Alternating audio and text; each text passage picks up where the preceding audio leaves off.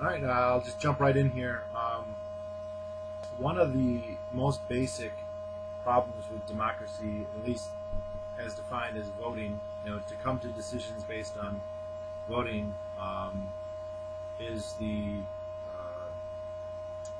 incentive structure of such collective decision making. And I'm going to draw most of this from a book by Bryan Caplan entitled The Myth of the Rational Voter, although I've also seen David Friedman, I have seen, has discussed this at length in a couple of videos on Google Video and YouTube. And it's, if you want to find it, The Myth of the Rational Voter, it's a really good book, and I'm pretty sure you can get it for free on PDF if you just did a Google search. You would be able to find it. I got it for free from a think tank. I went to a speech and they were handing it out. And I really enjoyed it, and it explained why people make systemic problems with voting. And I think I'll start out with an example. If you decided that you needed a new car, and we're talking about a private property situation here where you would be the only one who owned the car, and you'd have to pay for everything. You'd have to put up all the money for the car. You would have a very strong incentive to do at least some research before you got it. You'd have to consider what are your needs. Do you do mostly highway driving? Do you need four-wheel drive? Do you need air conditioner? How much do you like to listen to music? How much safety do you require? How many passengers, if any, do you need? Literally dozens, if not hundreds, of pertinent variables. Then you have to weigh that against how much money you can expend to get it. How many savings you have, what your income is, and then aesthetic considerations. You want something that looks really bad. This isn't to say that everybody who buys a car is going to become a detective and become an encyclopedia of information about cars, but you're incentivized to know quite a bit, because if you make a mistake, then it's on you. So if you don't do your due diligence, then there will be a cost, and you will bear all that cost. And so it makes sense to be careful and to do whatever you can to make sure you don't get a lemon, to really research what's the best, like I said, bearing all those variables in mind. But let's say instead of private property, let's say that car selection is democratic, and that let's say you have 100 people and you're all going to vote, and whatever car gets the majority or the most votes, that's the car everybody gets. Well, it's still an important decision, but since you only have 1/100th of a say, going to all the trouble of researching suddenly makes a lot less sense. I can go and read up on every kind of potential car, become an expert, and my vote won't count for any more than the person who just likes one car because it has flames painted on the side.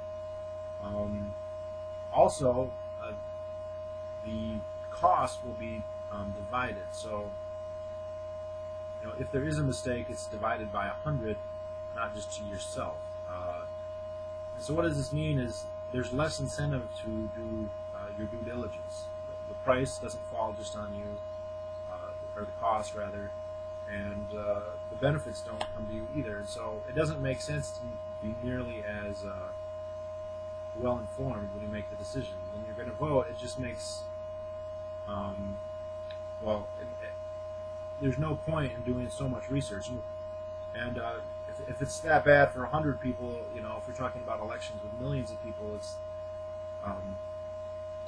the amount that in presidential elections, especially national elections, your vote essentially doesn't count for anything. And this has been routinely shown by surveys. People who vote typically don't know almost anything. A lot of times they won't know who the vice president is. They won't know what a bicameral Congress is. They don't know anything, and a lot of times this is kind of used to mock them for being ignorant. Of course, they are ignorant, but they're rationally ignorant. This is the term David Friedman would use. It doesn't make sense. I have friends when I was in college and even now who are real politicos. They go and they research all the candidates. They read, if they ever wrote a book, they'll go and read it. They'll read their bios. They'll follow the news. They watch CNN and Fox, and they listen. I mean, they absorb a great deal, enormous amount of information, and they'll make a vote based on that. But for every one of them, there's hundreds or thousands of people who just vote somebody because they like what he said in the speech, they like his color, they like the party he's in. That's one of the big ones. Just he's got an R or a D, and that's all that matters. And they, their votes count just as much as yours. So it doesn't make sense to you waste your time to expend so much effort. I mean, even if information is free, it's not free. It could be free in terms of money, but it still takes time. I mean, so it's never free. You have to take the time to read the book, to watch the TV, even if you weren't paying cable bills or Amazon bills or whatever. So the result is that you're incentivized when you vote to acquire less information than you are if all the costs and all the benefits were coming to you directly. So there's no,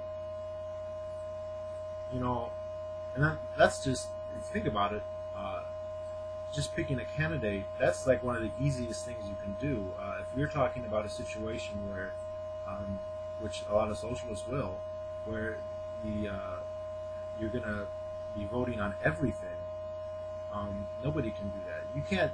Nobody has the time to learn enough, to be educated enough, to even decide whether one particular field should grow potatoes or not, let alone every level in the every stage of the production for every good. It's just silly. And so people are incentivized not to do this research. And Kaplan argues that basically in elections it makes the most sense just to vote whatever makes you feel good, because that doesn't take very much time to get an emotional response. The vote doesn't really matter anyway, so just go ahead, and if it makes you feel good to vote for the guy with the D or the R, go ahead and do that. And that's what most people do. And so all you political people who really research it, your votes don't count for anything more. So that's one of the big problems. And again, I don't know. I've never heard a solution to this. I brought it up a couple times debating people, and I've never heard any of them have a good answers to how you get around this.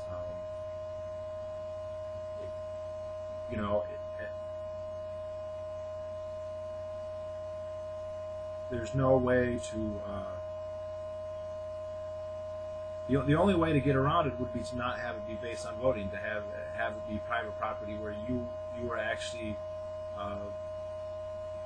suffering or gaining whatever decisions you make. If you were the main beneficiary and or loser in a situation. And of course, that's anathema to the idea that you would have people voting. So Kaplan's book is interesting because he does say, in a certain way, there is such a thing as a wisdom of crowds. He gives the example if people have done experiments where they've had hundreds of people, and they'll have like a cow or something walk out in front of them, and they'll ask people to vote on how much they think it weighs. They average all the votes together, and actually they'll be very, very accurate, sometimes within a pound. You're talking about within a pound on a 1,000-pound animal, that's pretty good. Or how many jelly beans are in a jar, that sort of thing. Unfortunately, social policy is not so objective. When you're asking what would be the best use of a pile of rocks, there is no obvious, well, it should be used as a bridge, or it should be used as a road, or it should be sculpted into a statue, or you should grind it up to make asphalt. I mean, there's no right answer, so to speak, and so there's no wisdom of crowds to be found there. I guess that's version into a different problem, but the whole idea that whatever people vote is inherently wise. So Yeah, this incentive problem is pretty bad, and it's basically, I've never heard a good answer for it. If anyone knows a good answer for it, I'd like to hear it. Um, as far as I can tell, they would say, well, if you just lower the number of people voting, so sure, in a presidential election, you'll never have, your vote will never count, but if we could get every single election to be only 10 people, or, you know, that would reduce it. Of course, that's true. If it's so many fewer people, it does make a difference. But then, if your society is predicated on voting for everything, such tiny units would mean that you would be having to vote. I mean, you wouldn't be able to have a say. I mean, it'd be one thing if they said, okay, well, you 10 people, you work in this one factory, so you can vote for how you run this factory. And I guess it's conceivable then that, you know, they'd have time to do that. But most, then if you said, well, they should have a say on everything else too, like, you know, not just their own factory, but every other factory and every other social interaction, you know, then you can't just say we'll only have 10 people voting. You're going to have voting blocks that are gigantic. And again, I never heard any good way to gerrymander this to work. So anyway, if anybody knows a good answer to this, I'd like to hear it. I certainly never have. So all right, that's it for this